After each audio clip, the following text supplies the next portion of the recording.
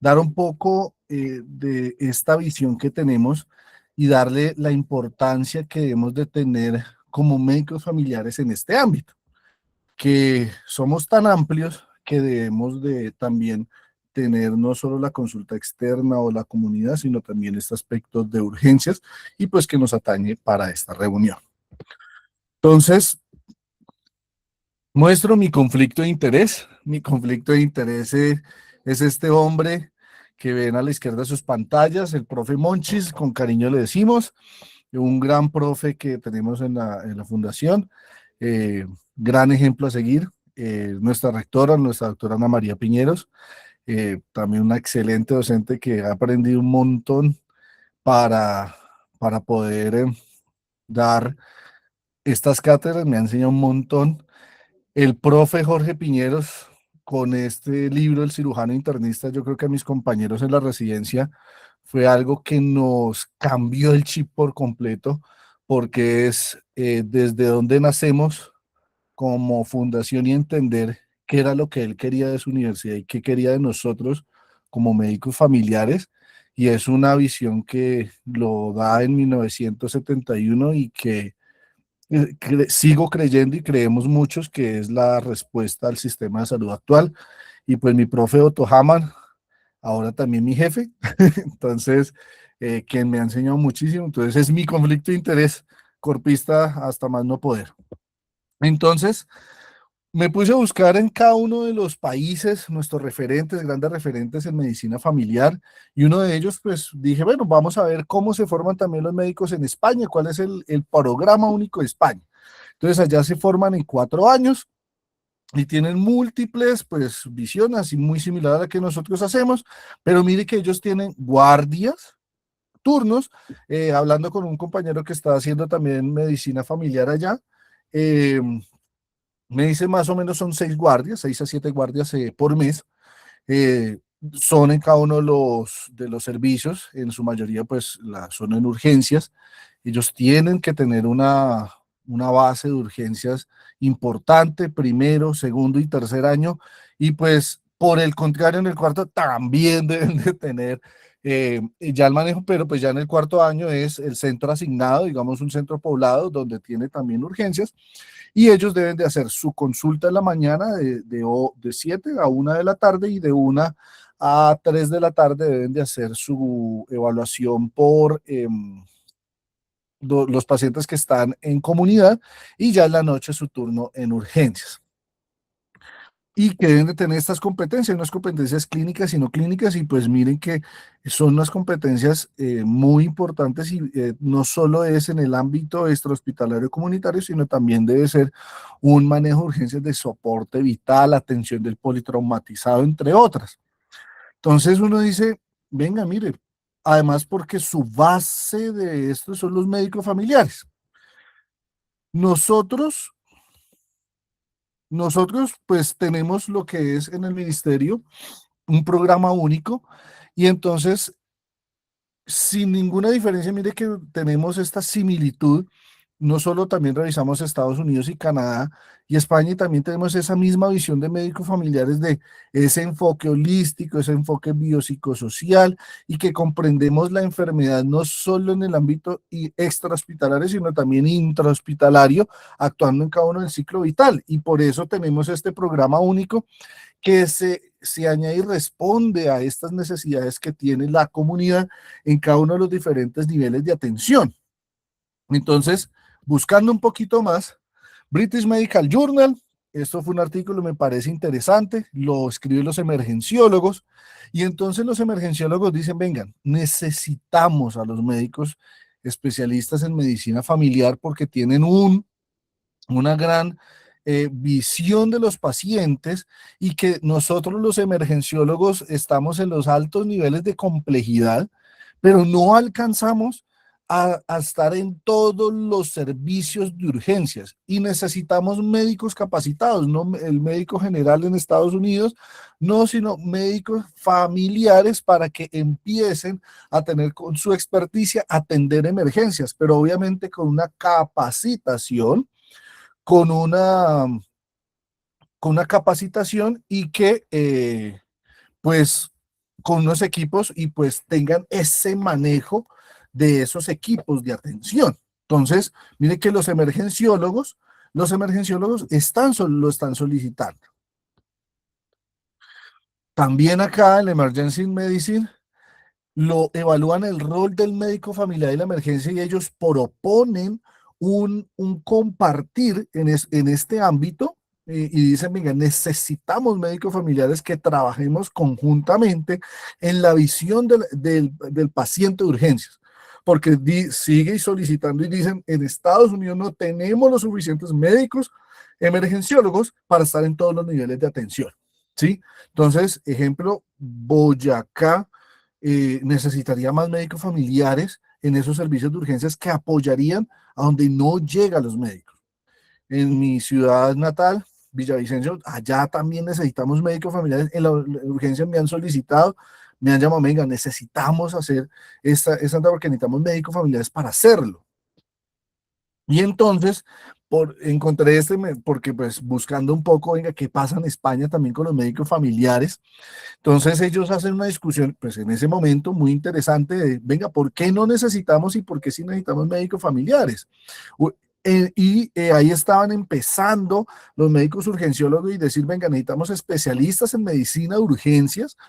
Y decían los médicos familiares, no, no necesita porque es que una gran parte de los médicos familiares están coordinando y trabajando en urgencias, no requerimos esta especialidad y en Europa pasa solo hasta el 2024 el 2024 antecitos, ya dijeron, venga, sí lo necesitamos, pero debemos de trabajar en conjunto con los médicos familiares, porque ya estos médicos familiares que ya trabajaban en urgencias van a ser nuestros profesores por su experticia y experiencia en este ámbito. Y entonces encontré este artículo de la American Family. Y entonces hacen una evaluación de los médicos de familia y los médicos urgenciólogos en diferentes departamentos de urgencias de Estados Unidos. Y entonces mire que tuvo una fortaleza clínica y una versatilidad y dicen, venga, estos médicos familiares tienen 400% de superioridad en formación de obstetricia. Y con mi compañero Israel decíamos, pero ¿por qué carajo estamos en obstetricia? ¿Por qué entramos a partos? ¿Porque vemos alto riesgo? Entonces ellos decían, mire, estos médicos familiares tienen muchísima más experiencia en estos pacientes. Tienen disminución en la base de costo, es mucho más eficiente y tienen menor estancia y reingresos. Y sobre todo, me dice, mire, tiene un impacto estratégico en el sistema, porque estos médicos familiares, cuando están en las urgencias, hacen un liderazgo en hospitales rurales y lo cual optimiza cada uno de los costos que pueden tener en la atención. Y entonces eso da una calidad en la atención y sobre todo después de COVID. Ya entrándonos, entonces uno ve el panorama internacional, entramos ya un poco más a Colombia, y entonces el Hospital San José de Bogotá, dicen cuáles son las emergencias que son más frecuentes acá en Bogotá. Entonces, en un contexto epidemiológico, los motivos de consulta más frecuentes eran el dolor abdominal en un 61%, el trauma como segundo y el tercero la cefalea. Luego seguía el dolor torácico y la disnea. Pero entonces uno dice, venga, ¿qué requiero yo? ¿Qué requiero yo para este tipo de pacientes abordarlos? Y entonces hay un criterio de tomas de decisiones. Y lo que a la final decimos, mire, este médico de atención primaria, ¿sí? Debe tener la capacidad de evaluar la probabilidad de la enfermedad. Aunque, pues obviamente, los españoles hablan mucho sobre la cercanía que tiene el médico y el paciente, porque es que está así, es su paciente, usted lo conoce y entonces al conocer, venga, va a haber yo puedo conocer el balance riesgo, beneficio y costo que requiere mi paciente, porque yo lo estoy atendiendo de manera constante. Venga, yo como ya conozco, cambia cómo puedo integrar de manera clínica los cambios relevantes de mi paciente. Mire, mi paciente llevo 5 o 6 consultas conociéndolo y él no me había referido disnea y de un momento a otro viene a consultar, doctor, empecé con disnea, ya conozco mi paciente y eso es un cambio relevante que yo le debo de poner cuidado. pero lo más importante es un conocimiento profundo de de esas patologías de urgencias, de cómo clínicamente, que es lo que yo tengo en la atención primaria, cómo clínicamente y para clínicos básicos que conozco de mi centro, puedo evaluar el riesgo del paciente y sobre todo la gestión segura que debo de tener. Ahora, ellos también proponen, como yo conozco a mi paciente, sé que consulta, sé que tengo esto, ellos proponen, venga, puedo tener también una estrategia de esperar y ver basada en la confianza mutua de la relación médico-paciente. Entonces, miren que ellos proponen mucho sobre el conocimiento que tenga yo del paciente, de mi centro de salud y sobre todo de la clínica en la cual yo debo tener. Entonces, ¿pero qué banderas rojas debo tener? Digamos, banderas rojas del dolor torácico. Entonces, hay múltiples estudios sobre el dolor torácico que había unos sesgos muy importantes hace unos años porque la gran mayoría era población masculina y no teníamos un estudio amplio de de la población femenina de cómo se comportaba el dolor torácico. Y entonces hablábamos mucho del dolor tipo opresivo, de la irradiación a la mandíbula del brazo izquierdo, el dolor desgarrante, si ese dolor tiene síncope, si hay inestabilidad hemodinámica, o en la disnea si es aparición súbita, uso de musculatura accesoria, incapacidad de complementar frases, desaturación y asimetría de la auscultación. Pero llega gracias al American Heart la evaluación y diagnóstico del dolor torácico. Dentro también del comité, desde el 2007, también los médicos familiares americanos hacen aportes en estos estudios para la evaluación del dolor torácico. Y entonces, para el 2021 dice, mire, no solo es esto que vimos de banderas rojas del dolor torácico, sino que también debo de tener en cuenta que hay unas zonas grises, como es la mujer no tiene un dolor torácico específico. Debo evaluarlo asociado a factores de riesgo. El paciente adulto mayor no me va a hacer dolor torácicos específicos, sino debo asociarlos a factores de riesgo. Entonces, son estas situaciones que gracias a esto cambia ese dolor típico y atípico a una probabilidad cardíaca o no cardíaca.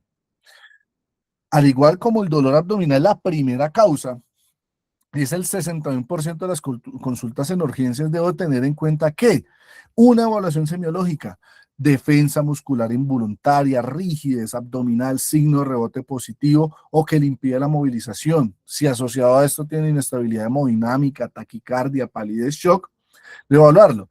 Y algo muy característico, dolor desproporcionado, pero no hay un dolor severo con esos hallazgos físicos muy mínimos, hay que sospechar isquemia mesentérica, ¿sí?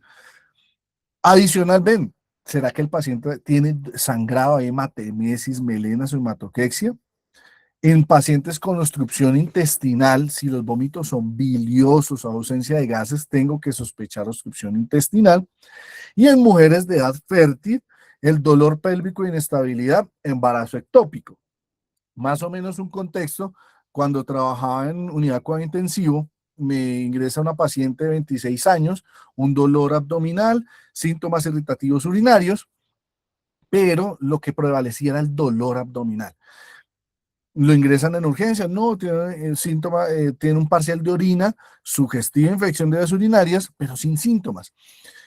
Hipotensión, taquicardia, no, eso es sepsis, protocolo de sepsis, lo subieron a la UCI con nora, meropene porque era protocolo de sepsis, y cuando venga y pues mujer de edad fértil y la beta, cuando le tomamos la beta en la UCI, positiva, bien positiva, era un embarazo ectópico hemoperitoneo de 2500. Esa era la gran hipotensión. Entonces, siempre tener en cuenta en mujer con edad fértil esta beta. Y el World Journal Emergency Surgery están de manera pues continua haciendo una revisión en conjunto con todas las diferentes guías de, digamos, Jerusalén, que ahorita lo actualizaron para guías de apendicitis, diverticulitis, colecistitis aguda, entre otros dolores abdominales que son infecciones intraabdominales frecuentes. Nos hacen como un pequeño resumen para estos médicos que no somos cirujanos, pero que estamos en constante intervención y evaluación. Entonces, es una muy buena guía para continuar en su revisión y así pues tener el panorama de un dolor abdominal. Ya, pues, continuando, ya uno ve la patología, pero pues entonces nos obliga a tener ese conocimiento grande de la patología. Pero hay algo que a veces uno ve dentro de la comunicación entre el centro de atención primaria y el centro de emergencias. Y entonces, una proposición que tienen los americanos es una comunicación avanzada y una habilidad resolutiva, y lo dice con tres pilares. El primer pilar es la anamnesis dirigida y eficiente, es lo que nos proponen de evaluar una formulación de hipótesis con diagnósticos rápidos, una obtención de información relevante y técnicas de interrogatorio estratégico. Esto me hace acordar mucho un profe de aquí de Corpas, me decía, no hay malos pacientes informantes, de pronto somos malos interrogantes. Y era siempre, empecemos a preguntarle desde su contexto a este paciente y podemos tener una adecuada información. Y lo otro que los pacientes, en la gran mayoría de las quejas era el doctor no me explicó nada. O llegan a la urgencia y ¿qué le dijeron allá? Me mandaron para acá para la emergencia. Y entonces nos dicen, mire, a estos pacientes por favor explíquenle todo lo que vamos a hacerle, cuáles son los riesgos y los beneficios de hacer las intervenciones que vamos a hacer y de enviarlo a la urgencia, reducir ansiedad y fomentar una confianza mutua y comunicar cuáles son los posibles diagnósticos que tengo desde el momento que lo evalúo. Ya como tercer pilar, es una comunicación estructurada con el siguiente nivel. Decir, venga, ¿qué pasó con este paciente? Yo voy a enviar un paciente de esta y esta manera con estos antecedentes y cuando encuentran este error los americanos proponen la evaluación de una remisión que sea clara y concisa para que lo que usted está pensando poderlo transmitir a ese médico de urgencias. Y entonces ellos dicen, mire, es VAR, pues en inglés, y entonces dice, mire, por favor explique en su remisión, si yo estoy en mi consulta externa, mire, ¿cuál es la situación del paciente? ¿Quién es el paciente y por qué se remite? No, miren, lo remito porque quiero que lo evalúen con el electrocardiograma para definir, es un dolor torácico de alta probabilidad cardíaca. Póngale unos antecedentes, ya que el paciente tiene antecedente de diabetes, tiene un antecedente de un infarto previo y me está refiriendo exactamente el mismo dolor y está medicado de esta manera. Una evaluación a los hallazgos físicos importantes y relevantes me llamó la atención. Bradicardia que no tenía previo a las consultas y está haciendo ingurgitación yugular. Y puedo colocar esas banderas rojas que vimos anteriormente.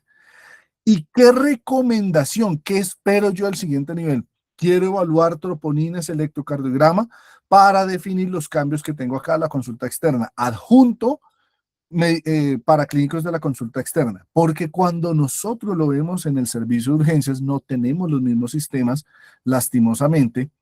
En Colombia no tenemos el mismo sistemas entre clínicas y empresas prestadoras o instituciones prestadoras de salud. Entonces, muchas veces no tenemos esos paraclínicos, no tenemos esa visión que tiene el médico de la consulta externa y terminamos a veces repitiendo paraclínicos que hace muy poco lo obtuvieron. Entonces, me parece muy importante, llenaría mucho al médico que trabajamos nosotros en emergencias, porque con eso nos lleva al pensamiento que está sospechando nuestro colega en la consulta externa.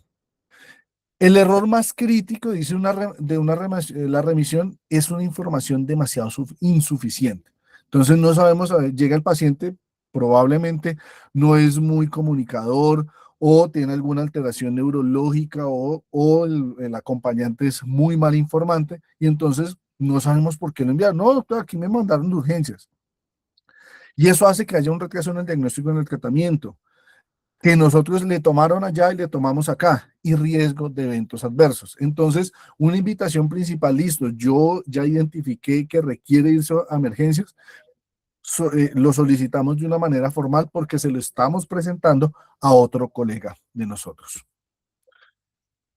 Y algo que me enseñó mucho la Corpas es qué pasó con ese paciente, hacer un seguimiento. Muchas veces nosotros hacemos el diagnóstico en la clínica Corpas, pero entonces nosotros debemos de hacer una retroalimentación de ese abordaje que nosotros hicimos era el adecuado. Entonces uno a veces he tenido esa oportunidad. Le recuerdo no hace mucho, unos meses, llega un paciente de 68 años con dolor torácico, eh, pero es que lo que me llamaba la atención era que sí, era un dolor torácico, alta probabilidad cardíaca, pero me decía que me refería al paciente, siento como si se me hubiera desgarrado aquí en la boca el estómago. Yo dije, pero ¿será que es un dolor torácico por infarto, pero también será una disección? Y entonces decía un profe, ¿será que el paciente tiene pulgas y garrapatas a la vez? Lo remitieron a la Fundación Cardioinfantil, llama a la esposa, venga, cómo sigue su esposo? No, todavía acá está la UCI, doctor, sí, dijeron que está infartado, tiene obstrucción de unas arterias del corazón, pero que también asociado tiene un desgarro de la aorta que en el estómago. Yo, vean, entonces eso hace una retroalimentación y nos propone, mire, contacte al paciente o la familia de cómo sigue para con eso usted también continúa aprendiendo, conoce el diagnóstico final para definir yo, ¿será que lo que yo hice me acerqué o me alejé? Y con eso hago esta retroalimentación y hago una evolución del paciente. Con eso demuestro un compromiso continuo del cuidado y hago mayor unión entre familia, paciente y médico. El segundo punto que evalúa de la por remisión y nos proponen es una revisión de la contrarreferencia, un análisis de la precrisis detallada, identificar diagnósticos y procedimientos, revisar medicación prescrita al alta y comprender las recomendaciones de seguimiento. Y esto es algo importante porque a veces es una disociación entre consulta externa eh, y urgencias. Entonces, de pronto a veces, como nos ha pasado, el paciente llega muy hipotenso. Durante la hospitalización no requirió antihipertensivos por su infección, entonces no le enviamos antihipertensivos, pero llega a la consulta y dice, no, listo, reformular, ¡pum! Los sartanamlodipino y hidroclorotazida, y entonces tenemos una disociación entre eso de lo que pasó en la hospitalización y lo que está en la consulta externa. Entonces es como a mayor comunicación y siempre solicitar qué fue lo que sucedió en ese momento de la hospitalización. Y lo otro es una cita de seguimiento con el primer nivel, porque ¿quién lo conoce más que su médico tratante? Con eso explicamos cambios del tratamiento que se hizo durante la hospitalización y nosotros como médicos familiares son los que coordinamos la atención entre otros especialistas si requieren una atención adicional o no. Por eso nos proponen nosotros somos el coordinador del cuidado.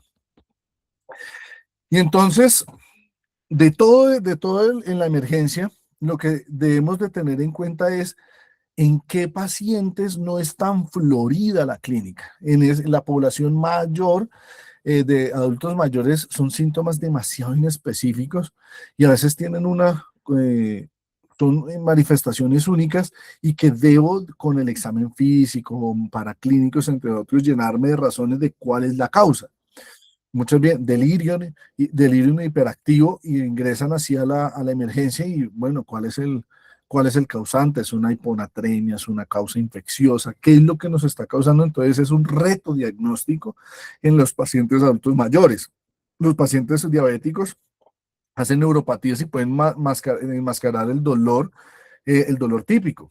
Un ejemplo muy vivido fue una paciente que yo tuve de 65 años, obesa, diabética e hipertensa, parcialmente controlada en sus enfermedades, nos llegó con un dolor torácico, eh, pero las troponinas negativas. Y entonces, ok, pues no hay un síndrome coronario agudo, pero es que usted tiene unos factores de riesgo importantes, no hay control de enfermedad, seguiremos estudiando. 4 o 5 meses después se le hizo todos los estudios ambulatorios, pruebas evocadoras de isquemia, y las pruebas evocadoras de isquemia salieron positivas, en las cuales requirieron cateterismo y cateterismo de 3 vasos. Cuando vuelve, doctor, muchas gracias, usted nos remitió, nos hizo esto, acá le venimos a traer que sí está infartada, troponina negativa. Entonces, miren cómo la unión de no solo la clínica, sino también esos factores de riesgo debemos de estar en una búsqueda activa. Los inmunosuprimidos, no vamos a esperar una respuesta inflamatoria, dolor abdominal en inmunosuprimido, no vamos a esperar una leucocitosis en 22.000, una leucocitosis en 22.000, y para poder definir, ¿será que sí el Alvarado estará positiva? Entonces, esto tiene es más algo de sensibilidad en el diagnóstico clínico. Y otros ejemplos de presentaciones atípicas, infarto agudo de miocardio en ancianos, el paciente me refiere, no, mire, tengo disnea desde hace 7 días, dolor torácico, no, ninguno. Pero el electrocardiograma tiene unos cambios importantes, troponías positivas, o infección graves, ingresa a los pacientes adultos mayores con delirios, o abdómenes agudos con dolor muy mínimo. Ya hemos tenido en estos 2 meses pacientes de 85 años, uno llegó desaturado con tos, pero cuando sí no se quejaba de dolor abdominal, pero cuando palpamos dolía, llamaba mucho la atención, y a la percusión, el dolor abdominal, y se hizo un TAG abdomen.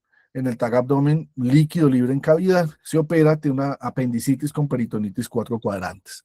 Entonces, esto hay que hacer un seguimiento y definir, mire, estos pacientes debemos de ponerle un poquito más de atención como una intuición clínica. Y fue muy difícil de explicar, y va a ser muy difícil de explicar esto. No sé qué tiene, pero no lo veo bien. Me acuerdo el profe Francisco, no sé qué tiene, pero es que no me gusta ese aspecto, es un aspecto tóxico, pero yo, profe, yo lo veo bien. No, cuando a las 6 horas el paciente se choqueó, hizo hipotensión, ahora se hizo fiebre, hizo leucocitosis, eh, hizo fue una perforación de úlcera péptica. Entonces, créase usted mismo, venga, no me gusta, no lo veo, no me gusta ese paciente, clínicamente tiene un aspecto que no está bien para este paciente. Eso es algo que he hablado con varios colegas, no hemos podido llegar a una conclusión de, no, es que no lo veo bien, no me gusta. Entonces, siempre créase, ese algo está mal. Y regla de oro. Un profe me decía, lo que el paciente necesita no es una UCI, el paciente no necesita un catéter central, el paciente no necesita, lo que necesita es un médico que haga una estabilización inicial. De nada me sirve correr con una ambulancia, poner una camilla y correr si el paciente es saturado, hipotenso, está choqueado. Debemos de hacer una estabilización inicial, ¿sí? En este paciente con una estabilización inicial, evaluemos vía aérea, ventilación, circulación y control de hemorragias. 2, una priorización de, venga, cuáles son las amenazas vitales que tiene el paciente y no dejar que lo urgente opaque lo grave. Actuar con oportunidad y ojo con el juicio clínico. Me gustó algo muy importante, saber pedir ayuda. A veces estamos médico de urgencias y está el médico de piso, también médico familiar, y llamo a veces, profe, venga, miremos este paciente porque no me gusta. Me acuerdo, un gran profe, el profe Ortiz, Ángel, venga, yo, o sea, el profe, y estamos los dos y me dice, venga, no quiere ver este paciente porque algo no me gusta, y entonces ese pedir ayuda, yo decía, si este profe que está por encima del bien y el mal pide ayuda, yo por qué no puedo realizarlo. Entonces es poder decir, mire, vamos entre los dos, vamos a tomar una decisión y sobre todo reconocer hasta dónde yo puedo realizar. ¿Será que yo puedo pasar un catéter Majulca para dializar? No, no puedo, venga, necesito llamar a otra persona. Combinar evidencia y experiencia, hasta esto es lo que sé y esto es lo que yo puedo realizar, y un enfoque del médico familiar que es una atención integral. La regla de oro de la urgencia al primer nivel, ante la duda, piense siempre lo peor. Piensa mal y acertarás. Entonces, si usted piensa lo peor, puede actuar, puede identificar y realizar. Entonces, siempre tengamos esa experticia clínica, ese juicio clínico para poder definir, mire, este paciente se está complicando, debemos de enviarlo a urgencias. Utilizar los recursos disponibles de nuestro primer nivel. ¿Qué es lo que yo tengo? ¿Qué es lo que yo tengo en mi primer nivel? ¿Qué tengo en mi urgencia de primer y segundo nivel para poder estabilizar? Venga, requiero más equipos, que es lo que nos decían los artículos de los emergenciólogos. Necesitamos médicos capacitados y que sepan utilizar los equipos de que podemos tener en las urgencias, estructurar una evaluación para descartar patologías graves y priorizar siempre la seguridad del paciente. Doctores, muchas gracias. Preguntas, dudas, experiencias. Mi gran invitación es una parte de la atención primaria se llama urgencias. Y hay algo que tenemos mucho tiempo, es el paciente que está hospitalizado. Tenemos muchísimo tiempo para hablar con él y podemos hacer atención primaria, podemos identificar cosas. La atención primaria no solo es, como le digo a los estudiantes, no es de carril y botas, sino también la atención primaria está en cada una de las atenciones que nosotros realicemos. Muchas gracias. Doctor, muchas gracias a su merced. Yo creo que podemos tener un espacio de preguntas. Pensaría yo que el tiempo nos da, mientras que estoy acá organizando el enlace para la asistencia. Entonces, si hay personas que tengan preguntas, con todo el gusto, mientras organizo acá el link para la asistencia. O experiencias. O experiencias también. Yo no tengo ninguna experiencia, así que no puedo hablar mucho, caray. No, sí, amo la urgencia de hospitalización. Juan Camilo Castro Córdoba. Buenas noches para todos. Mucho gusto. Mi nombre es Juan Camilo Castro. Yo soy residente de tercer año de la Fundación Universitaria Juan N. Corpas.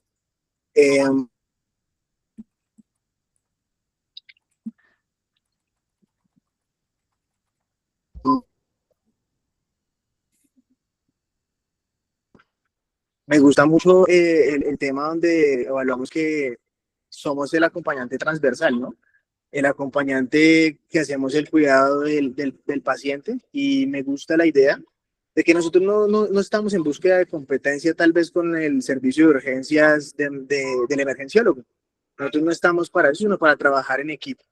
Eh, Nuevamente considero que nosotros somos el acompañamiento transversal de todas las especialidades.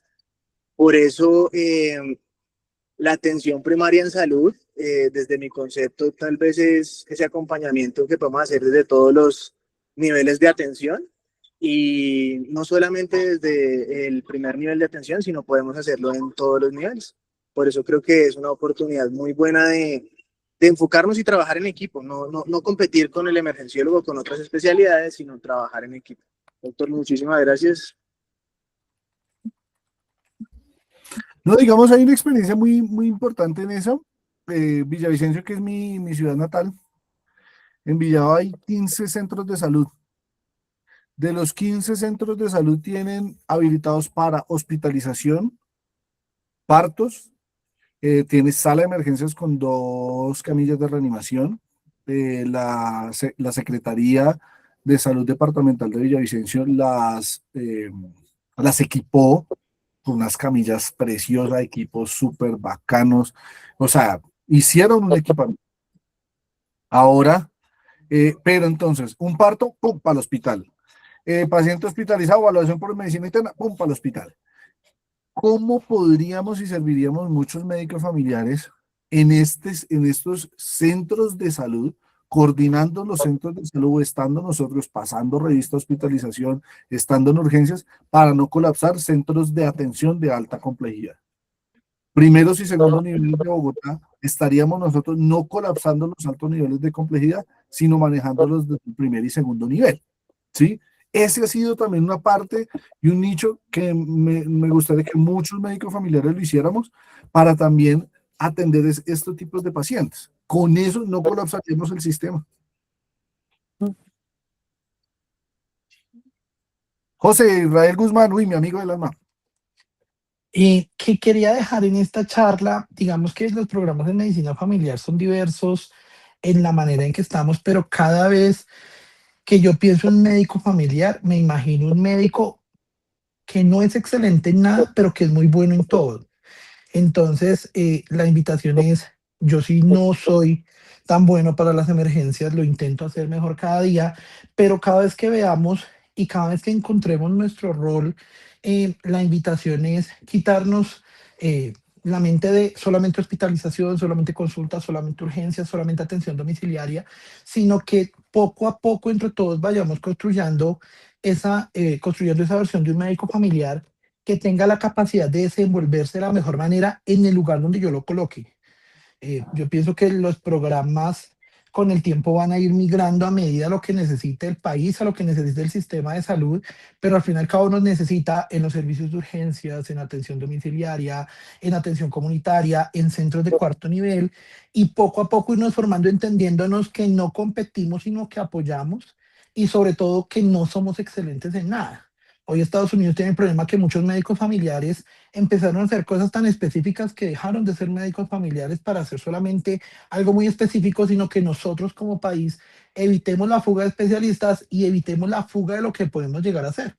Sino que si mañana ofrecen trabajo en urgencias, vamos, en consulta, vamos, en equipos primarios de atención y liderazgo, vamos, que no nos limitemos por el hecho de yo solamente hago esto, yo solamente hago otro, sino que abramos la mente y veamos cómo el médico familiar puede impactar sin importar en dónde lo pongamos. La doctora Marjorie Ramírez. Sí, sí, señor. Muchísimas gracias. Buenas noches. Buenas noches. Mi nombre es Marjorie Ramírez García, médico residente de tercer año de Medicina Familiar de la Universidad del Bosque. Bueno, para complementar algo de lo que han dicho los colegas, me parece que nosotros sí somos médicos excelentes en la atención primaria y a veces creemos es que nosotros somos, no cabemos, pero creo que nosotros mismos somos quienes nos tenemos que abrir esa puerta en cada espacio. Hoy, desde la charla de urgencias, me parece, yo roté en urgencias el año pasado en la clínica Los Cobos y me parece que el trabajo que se hace ahí desde medicina familiar es fundamental y es abrir un espacio de nosotros como médicos familiares porque no somos la competencia del emergenciólogo ni de los médicos generales que hay ahí, sino que hacemos nuestro aporte y la diferencia. Con la doctora Belandia se trabaja mucho ahí es hacer la diferencia. ¿Cuál es el aporte desde medicina familiar al servicio de urgencias? Entonces, un ejemplo muy clásico que vi ahí en el servicio es el paciente que llega con cefalea, por ejemplo, le quitan la cefalea, ya, medicamento para la cefalea, pero cuando uno va y lo investiga para darle la salida, pues el paciente tiene como un cuadro de migraña, pero se va solamente con que le quitaron un pedacito de la crisis, 2 horas de la crisis y se va.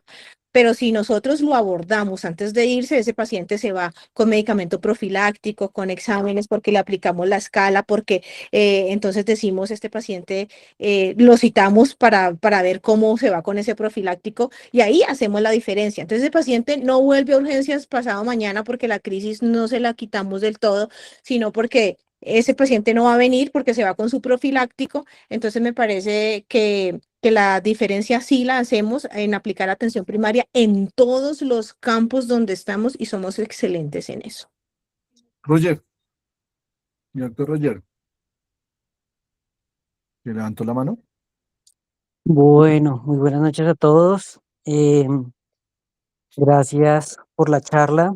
Eh, Creo que el enfoque, como estábamos hablando de medicina familiar, lo podemos hacer a todo nivel y en cualquier consulta, como se nombró la charla, como le decían los colegas anteriores. Se puede ver el granito y el impacto que tiene el médico familiar. Yo pues llevo más o menos unos 10 años de estar ejerciendo como especialista. Digamos que en este escenario pues he trabajado en urgencias, en consulta externa y creo que el impacto, también pues en la parte de docencia, el impacto que se puede hacer es grande a cualquier nivel, ¿sí? Y me llama mucho la atención lo que nombraban que, oiga, nosotros deberíamos estar en pueblitos, en zonas de primer nivel, donde vamos a tener un impacto totalmente de acuerdo, ya que eso descongestionaría los servicios de tercer y cuarto nivel con los pacientes que sí se necesitan, y eso me lleva pues como a varias cosas. Primero, creo que la revisión de los programas que tenemos de medicina familiar sería importante es que fueran un poco más unificados en ciertas cosas, ya que pues si vemos las diferencias entre la formación que tiene urgencias en X universidad con Y universidad, en la parte de cuidados intensivos de X universidad con Y universidad, pues vamos a diferir, y eso puede hacer que la vista que tengan el resto de especialistas sobre el médico familiar, pues como que se sesgue un poco, poniendo el juzgamiento a todos los especialistas de medicina familiar, ¿sí? Creo que eso es algo que sería chévere que se tratara o se pudiera hablar en otros campos donde pudiéramos tener esa unificación.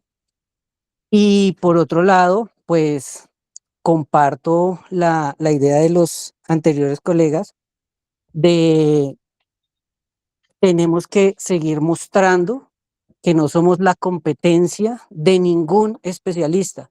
No queremos ser el otro especialista, sino queremos ser el apoyo del especialista, o que los otros especialistas sientan que somos un grupo de trabajo independientemente en el área donde nos estemos desempeñando. Doctora Tatiana, y ya hubo unas dos acotaciones ahí. Doctora Tatiana, mi compañera tiene más cartones que un reciclador. Muy buenas noches. El comentario podría evitarse, mi doctor, gracias.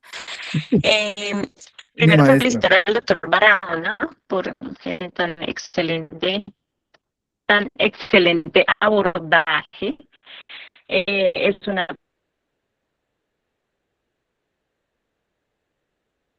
aproximación maravillosa. Los colegas, todos, sí, claramente somos ¿Ustedes la líderes de la escuchan atención primaria, somos entrecortada o soy líderes de solo equipo. yo? Nos tenemos que abrir el espacio, pero el espacio ya no lo han venido abriendo desde hace mucho tiempo, solamente en la parte comunitaria, en la parte...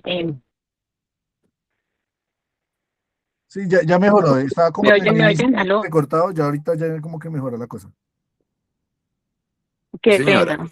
Tengo mala señal, pero brevemente, el abordaje maravilloso del doctor, repito, gracias por esa intervención.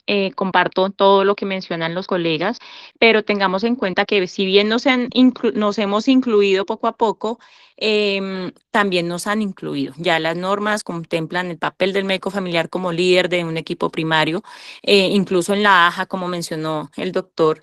Desde el 2021, como él bien mencionó, comenzamos a mirar el papel importante del médico familiar en la identificación y manejo de riesgos, en la promoción de salud, la atención integral, el enfoque biopsicosocial y obviamente toda esa parte de implementación de guías y la educación continua. Fueron los médicos familiares quienes en AJA proponen los 8 pasos fundamentales que sabemos que incluye todos los estilos de vida saludable. Entonces es importante mantener esa calidad que hemos tenido. El programa único, resaltando lo que dice el doctor Roger, ya incluye y tenemos supuestamente unificado nuestro perfil en todas las escuelas con los roles docente, administrativo, asistencial e investigativo, pero sí es importante que sigamos resaltando nuestro papel actuando desde los niveles de primera atención en escenarios comunitarios, haciendo formación docente y motivando a las nuevas generaciones precisamente con nuestro ejemplo y con la capacidad de podernos desempeñar en cualquier ámbito y sobre todo remitir a cualquier sitio teniendo en cuenta todo el abordaje que podemos hacer desde la identificación de factores de riesgo. Entonces somos los médicos que llegamos a donde nadie más vamos, somos los médicos que actuamos en escenarios y hacemos cosas que en ningún otro lado pueden hacer sin competir con nadie porque nuestro perfil es único. Y nuevamente felicitaciones al doctor. Iba pues, a dar una complementación de algunas cositas. Sí, el perfil es uniforme en cada una de las universidades. Obviamente van a generar fortaleza las diferentes universidades en cada uno de los ámbitos, pero pues que nosotros vamos a tener una competencia en nuestra única especialidad, la que tenemos este programa único. Pero digamos, cuando uno habla, la misma sociedad colombiana nos está llevando, siento yo, y esa es mi visión, y que muchos compañeros lo hemos compartido, nos está llevando a que demos respuesta a las necesidades del sistema de salud. ¿Sí? ¿A qué me refiero? Nosotros nos fuimos con mi compañero Israel a hacer consultas, él se fue para Casanare, yo me fui para el Meta, a resolver las diferentes especialidades. 100% de las consultas de otorrino, solo se envió el 3% de esas consultas. Del 100% de lo que vimos de gastro, medicina interna, ortopedia, enviamos el 8%. Demostramos que los médicos familiares somos resolutivos, que seguimos necesitando las diferentes especialidades, pero que nosotros somos demasiado resolutivos y que eso es lo que necesita el sistema de salud. Médicos altamente resolutivos, ¿sí? Que me pareció triste encontrar un médico familiar en Yopal que decía yo no veo pediatría, eso me partió a mí el corazón, eso fue casi una ruptura cardíaca, ¿sí? Pero, a la gente le gustó, al sistema de salud le gustó, la directora no me parece le gustó. Entonces, creo que necesitamos llegar a otras regiones, demostrar de que nosotros resolvemos y que las regiones nos necesitan muchísimo, porque es mucho más fácil trasladar un médico a, hagamos ejemplo, que trasladar 400 personas para que lo visiten en Tunja. ¿Sí? Y entonces ese conocimiento de nuestra sociedad, yo creo que nos va a llevar a que también nosotros coordinemos urgencias. ¿Qué pasa en España? Es que allá es obligado. Usted hace consulta en la mañana, va a la tarde comunidad y tienes 4 a 5 noches al mes. Tiene que ir a urgencias o noches o tardes, usted cuadra, pero tiene que ir como médico de familia. Y entonces, cuando yo de manera constante estoy en contacto, en consulta externa, voy a urgencias, me obliga a que yo tenga esa resolutividad constante. Porque si yo solo me enfoco a una cosa, me anquiloso, ¿sí? Y me quedo en eso. Chévere, sí, voy a profundizar más en esa parte. Pero entonces, creo yo, pierdo el horizonte de médico familiar, porque es que el médico familiar debemos de ver de todo. No, yo es que no veo ortopedia, gracias a un compañero de José Israel. No, también vemos ortopedia. Y me demostró que sí, tenemos que ver mucha más ortopedia que la que yo creía. Y me hizo leer ortopedia a los pacientes, me hizo leer otorrino, me hizo leer. Y entonces terminamos resolviendo muchas cosas. Y los médicos generales nos ven a nosotros como una gran ayuda. Lo mandan al internista, se demora 3 y 4 meses. Es preferible enviarlo al médico familiar que el médico familiar le resuelve. Entonces nos ven unos resolutivos. Ahora, nuestra formación debe ser acorde a ello, ¿sí?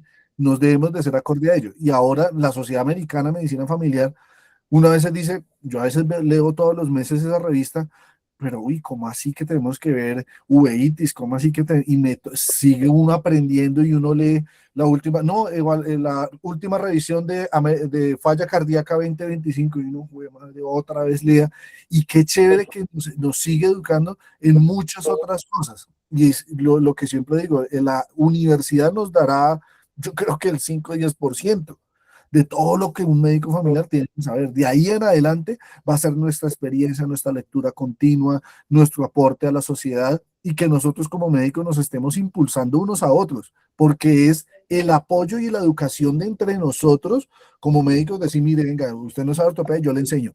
Digamos, José Rael a mí me enseñó consulta externa, Tatiana me enseñó mi reanimación, yo les enseñé UCI y entre todos nos íbamos enseñando y ver cómo otros compañeros, o sea, irnos empujando cada uno para poder ser mejores cada vez, pero pues eso lo hacemos entre cada uno en la compañía de médicos familiares, de no perder ese horizonte.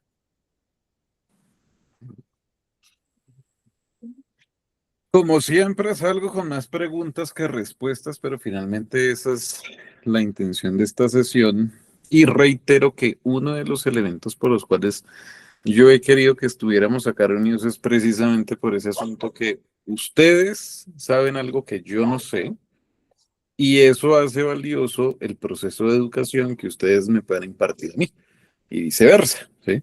Por ejemplo, ustedes me hablan a mí de reanimación y yo entro en, no sé, se me borra todo el electroencefalograma, pero, por ejemplo, en el futuro, digamos, yo les enseño a ustedes de dermatoscopia, ¿sí? Y puede que eso a ustedes les borre el cassette, pero yo les enseñaré, ¿sí? Bueno, en fin, todos acá tenemos unas experticias y unos conocimientos que nos permite aportarle a nuestros compañeros y a nuestros colegas, y también a aquellos que están en formación y a aquellos que ven hacia el futuro y no saben si sí, si no, ¿qué hago yo? X, Y, Z.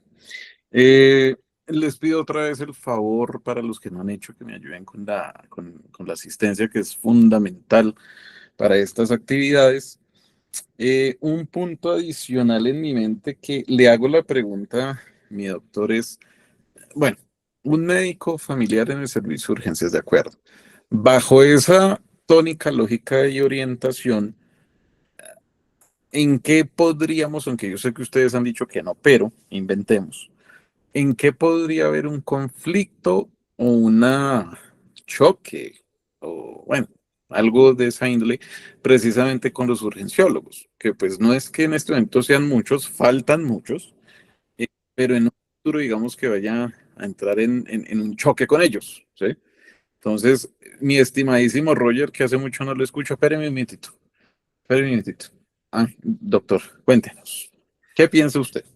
No, mira que, o sea, no es tanto el choque. Nosotros pensamos totalmente distinto, ¿sí? Y somos un gran complemento.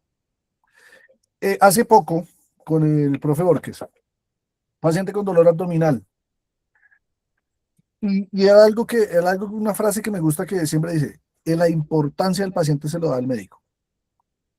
El cirujano dice, no, no es quirúrgico. Nosotros, doctor, sí es quirúrgico. Mire, que no, vamos a hacerle tales exámenes, vamos a seguirlo observando y seguimos viendo, y pasa el siguiente turno, el siguiente cirujano, doctor, por favor, opérelo.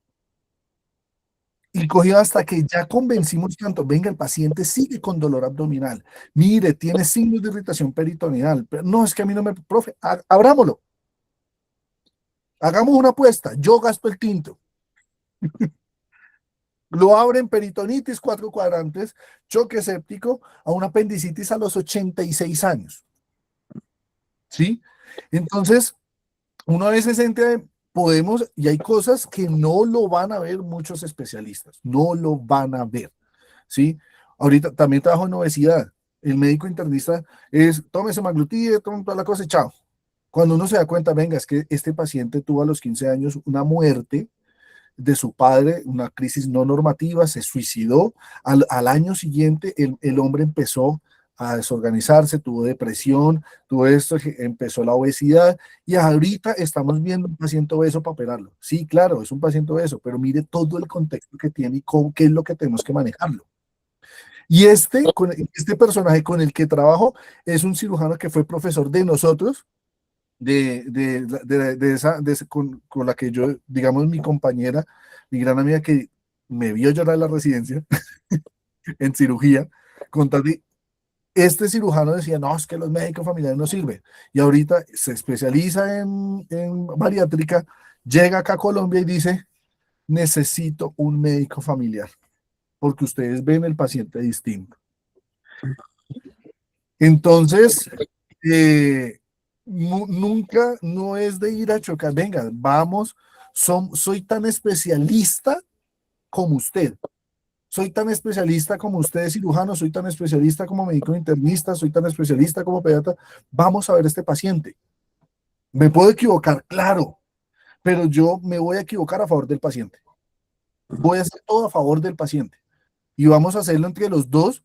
Mire, en pediatría tenemos médicos familiares y médicos pediátricos trabajando en conjunto. Y dicen, venga, me gusta como el profe Agatón ve los pacientes. ¿Sí? Entonces, yo creo que a veces no es tanto el choque, sino como, venga, somos dos médicos especialistas viendo un paciente. ¿Cuál es su visión? ¿Cuál es mi visión? Y llegamos a puntos intermedios y empezamos a negociar y evaluar un paciente de una forma un poquito más integral. Porque a veces nos olvidamos que, venga, es que ese dolor abdominal es un paciente con Alzheimer, es un paciente con edad de 85 años, que obviamente no nos va a hacer un cuadro florido de un dolor abdominal agudo. ¿Sí? Pero es que nosotros sí vemos más pacientes ancianos. Ellos hacen más con a los 20, entre 20 y 30 años. Claro, pues si llega a esa edad, opérelo y de una vez. Pero es que a los 85 años no hacen dolores tan específicos y nosotros sí vemos muchos pacientes adultos mayores que cuando hace eso no nos gusta. Entonces yo creo que no es tanto el choque, sino es como complementar e ir a trabajar porque somos tan especialistas como ellos. Ahora, eso implica una preparación y eso implica una gran responsabilidad, porque nosotros de médicos familiares es, sí, claro, soy el especialista, pero uy, para ser especialista me toca estudiar, hacer, deshacer, entonces es una gran responsabilidad trabajar en cada uno de los ámbitos. El profe Roger le doy la palabra. Muchas gracias, Doc. Creo que gran parte de la explicación la acaba de dar. Me uno al concepto de que no es de entrar en choque. Como comenté, yo trabajo en urgencias y muchas veces he tenido la solicitud de algunos emergenciólogos, venga, ¿cómo es que se maneja esto que yo ya hace mucho no lo manejo? Ya le descarté lo grave, no es mío, manéjelo usted, o mire, tiene un tema adicional que no es competencia mía, ayúdeme para que podamos darle el manejo en conjunto y poderle pues definir el manejo ambulatorio, ya que pues se descarta el motivo de urgencias o bueno, las patologías de urgencias, ¿sí? Y se evidencia que no es algo agudo o que requiere algo de intervención inmediata o que esté poniendo en riesgo su vida, pero no es de chocar, sino de mirar cómo se trabaja en equipo y pues creo que no solamente aplica para emergenciólogos, sino para todos los especialistas que intervienen en los diferentes servicios de urgencias. Gracias, Roger. Doctor José Israel. Mm, digamos que cuando empiecen a haber más emergenciólogos, porque probablemente va a suceder así como con el tiempo, van a haber más médicos familiares. El mismo sistema de salud nos irá diciendo en dónde deberíamos estar cada uno de nosotros. No voy a decir que vamos a salir de urgencias, solamente que las competencias que adquiramos y la manera en que vendamos nuestro producto y las puertas que abramos serán las que nos mantengan en los espacios. Y ahí viene la invitación de, como médicos familiares, cada vez que estemos en nuestros roles, evaluar cómo estoy abriendo las puertas hacia lo demás. Nosotros que tenemos una gran formación hospitalaria, esperamos que los médicos que salen egresados del programa de la Corpas tengan las capacidades y las actitudes de abrir puertas no solamente en la emergencia, también en la consulta externa, pero también en la hospitalización. Y entonces aquí viene el juego de competencias. ¿Qué competencias tengo yo? ¿Qué competencias me hacen falta? Y en algún momento dijimos en cómo a través de los diferentes programas nosotros tenemos que ir buscando adquirir muchas de esas competencias. El programa nos da una orientación, la especialidad nos da una orientación y nosotros somos un mar de conocimiento de 1 centímetro de profundidad. Entonces, la invitación de vamos a reemplazar un emergenciólogo, entre comillas, o el reemergenciólogo me va a reemplazar a mí, yo lo dejo más en cómo vamos a ir adquiriendo esas competencias. Hace unos años, cuando un poquitico antes del boom de la medicina familiar, pasaba la misma afirmación con los internistas, que los médicos familiares van a reemplazar a los internistas y entonces hubo también esa, sin entender que al final del día son competencias diferentes que vamos adquiriendo. Yo quiero dejarme, y lo dejo muy tajante, digo, el médico familiar soñado, el doctor Jorge Piñeros Corpas, es ese médico que tenga la capacidad de resolver por completo el segundo nivel. No está en el primer nivel porque ahí vamos a seguir teniendo los médicos generales, no estará, entre comillas, puede estar, pero no estará en el tercer nivel porque allí van a tener a los emergenciólogos, los internistas, los obstetras, pero va a estar en ese segundo nivel filtrando todo para que el paciente le podamos resolver el 95% de sus necesidades en salud y el 80% de la enfermedad. Y eso incluye urgencias, incluye hospitalización, incluye consulta externa, incluye atención domiciliaria. Entonces, digamos que ese rol lo voy a dejar en cómo nos vamos a seguir comportando y cómo se van a seguir comportando esos médicos que se dedicaron a hacer urgencias, que son los que nos abren la puerta día a día.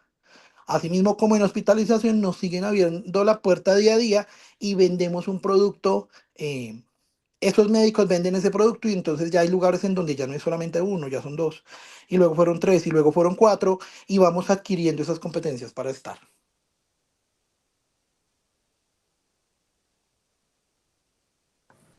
Doctora Tatiana.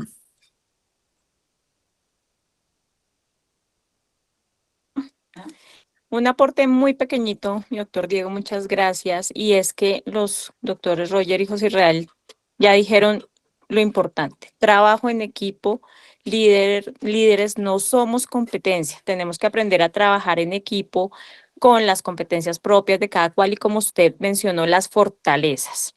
Sin embargo, diré que los que van más a chocar o los que han chocado nunca seremos los médicos familiares. Son las otras especialidades con nosotros, los urgenciólogos, los urólogos, de pronto dermatólogos, de pronto otras especialidades porque nos ven precisamente como competencia. Tenemos fortalezas diferentes, aunque tenemos muchas en común, tenemos fortalezas y enfoques diferentes.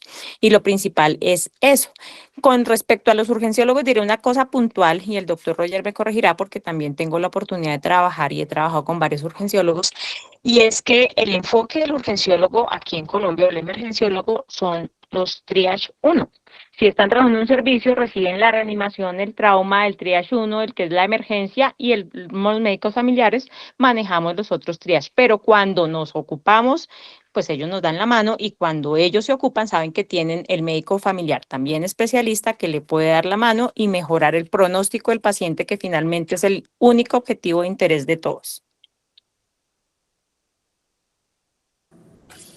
Aprendo cosas, ¿sí ven? Aprendo cosas. ¿Sí? Miren cómo es.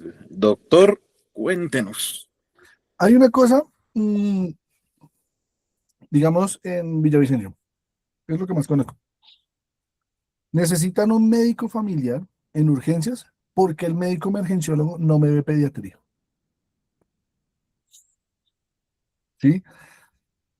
Entonces, con eso tenemos otro campo de acción. Lo segundo, claro, el emergenciólogo se va a hacer 3, 1 y 2. ¿Y quién apoya el resto de la consulta de los médicos generales? No, es que no sé si esa otitis media toca ingresarla o no, si esa migraña hay que ingresarla o no. Y entonces el neurólogo a las 5 de la tarde pues no lo va a ver porque ya no está. Entonces, ¿quién lo va a ver? Y entonces el urgenciólogo divinamente le dice, eso, no es, eso es de ustedes. Entonces, ese apoyo que a veces me da mucha piedra ira, que a veces veo residentes o algunos compañeros, estos médicos generales y jóvenes, no es que nosotros somos el apoyo de ellos, nosotros tenemos que apoyar, que sí, que son bobadas a veces, que somos el apoyo de ellos, es como el hijo que viene a preguntar 1000 veces, ¿cómo se dice mamado 3x4? Sí, mi chinito 12, ¿sí? Así toca responderle 1000 veces, pues es que yo soy su apoyo, para eso me contrataron. Entonces, esa es por eso siempre digo, nunca vamos a quitarles trabajo, lo que hizo un paciente. Y ahorita con esta crisis del sistema, más. Siempre va a haber pacientes, siempre va a haber patologías. Lo que nosotros vamos a, hombre, ahí vimos en el meta, tenían represados, ¿cuánto eras? 8.000, 9.000, me corrige José Israel, 9.000 pacientes pendientes por ver de especialidad, cuando, ejemplo, otorrino, solo hay 2 en Villavicencio. ¿Cuándo iban a haber 3.000, 4.000 pacientes? O sea, nunca, nunca iban a haber esa cantidad de pacientes con ese tipo de consulta. Entonces, es demostrar, y eso lo demostramos con muchos, nosotros no venimos a quitarles a nadie pacientes, no venimos a quitarles trabajo, venimos a optimizar entre todos y que el beneficiado a la final es el paciente, nadie más. Sigo aprendiendo y datos preocupantes como el de otorrino, madre mía. Ok. Unos puntos finales. Vuelvo y les pido el favor si me pueden colaborar con el asunto de la asistencia. Y ya para dar cierre a esta sesión, me permito invitarlos a las próximas sesiones. Entonces, en este momento les quiero comentar que nuestras próximas sesiones será nuestra primera sesión acerca de investigación aplicada en medicina familiar, que en esto sí ahí sí se me dispara todo el... No, mentiras, eso es ser odioso conmigo mismo. Pero sí los invito a esta primera sesión de introducción a investigación aplicada en medicina familiar, donde la finalidad de esto es pensar un poco acerca de, bueno, investigar en esto qué significa, ¿sí? Y esto es una sesión que yo personalmente quiero dirigirla a los residentes de primer año, ¿sí? Específicamente a mis estudiantes que sé que me están viendo, los estoy viendo ustedes también. ¿Por qué? Porque es que la idea es que en estas sesiones, en esta sesión particularmente, salgan con una idea de investigación y pues que todos los que estén interesados en asuntos de investigación tengan claro cómo es el panorama, ¿sí? Para que sigamos proponiendo proyectos, haciendo proyectos de investigación y ejecutando proyectos de investigación. Y la siguiente sesión de estos asuntos de educación médica continuada ya vamos a hablar un poco acerca de diabetes, que en esta sesión nos van a acompañar dos personas. Ay, perdón, en la sesión de investigación nos van a acompañar el doctor Otto Hamann y el doctor Mauricio Rodríguez, referentes ambos para nuestra especialidad a nivel nacional. Y ellos van a ser quienes nos van a hablar acerca de todo este universo de la investigación y tratar, como les digo, de abordar líneas de investigación, abordar temas de investigación, que es por eso que los invito a todos. Y esta segunda sesión, tercera ya sesión de educación continua va a ser acerca precisamente de diabetes mellitus tipo 2, pero claramente la intención de esta sesión no es hablar de la empagliflozina para el riesgo cardiovascular elevado. No, la idea es abordar asuntos de forma más integral y es por eso también que en esta sesión nos van a acompañar dos personas, dos médicos familiares, la doctora Catherine Alvarado y el doctor Mauricio Izaza, ambos también yo pensaría que referentes a nivel nacional en asuntos del manejo de la diabetes pues, dentro del contexto de nuestro país. La sesión de investigación, como lo pueden ver allí, 30 de abril a las 7:30, si eso sí queda a las 7:30, que discúlpenme los que se conectaron a las 7:30, fue mi error. Igualmente esta sesión está siendo grabada y va a quedar a disposición de todos en el canal de la sociedad. Y el 20 de mayo vamos a trabajar acerca de este tema de diabetes. Entonces, último recordatorio, por favor ayúdenme con la asistencia.